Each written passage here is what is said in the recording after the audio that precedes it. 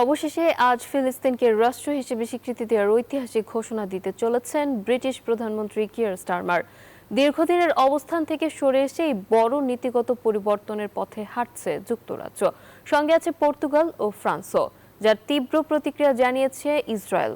এভাবেই একদিকে আকাশ থেকে ঝরছে ইসরায়েলি উচ্ছেদের লিফলেট, অন্যদিকে ধ্বংসস্তূপের নিচে চাপা পড়ছে বেঁচে থাকার আকুতি। গাজার এই অসহনীয় পরিস্থিতি এবার বদলে দিচ্ছে পশ্চিমা বিশ্বের দীর্ঘদিনের কূটনীতি। শেষ পর্যন্ত ফিলিস্তিনকে আনুষ্ঠানিকভাবে স্বীকৃতির ঘোষণা দিতে যাচ্ছেন ব্রিটিশ প্রধানমন্ত্রী কিয়ার স্টারমার। শুধু ব্রিটেন নয়, একই পথে হাঁটছে ইউরোপের আরও দুই প্রভাবশালী দেশ। বান্ডেল থাকলে প্রতি সেনমানিতে টাকা বাঁচবে। বিকাশ সেনমানি বান্ডেল কিনে জিতুন প্রতি লেনদেনে। পর্তুগাল ও ফ্রান্সও ফিলিস্তিনকে স্বীকৃতি দেবে। তবে পশ্চিমের এই বিবেকের জাগরণকে সন্ত্রাসবাদের পুরস্কার বলে আগেই তীব্র নিন্দা জানিয়েছে ইসরায়েল। এর মাঝেই গাজায় ইসরায়েলি হামলা আরও তীব্র হয়েছে।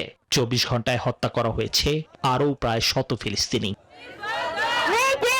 এই গণহত্যা বন্ধ এবং ইসরায়েলের সঙ্গে সম্পর্ক ছিন্ন করার দাবিতে শনিবার উত্তাল হয়ে উঠেছে গ্রিসের রাজপথ।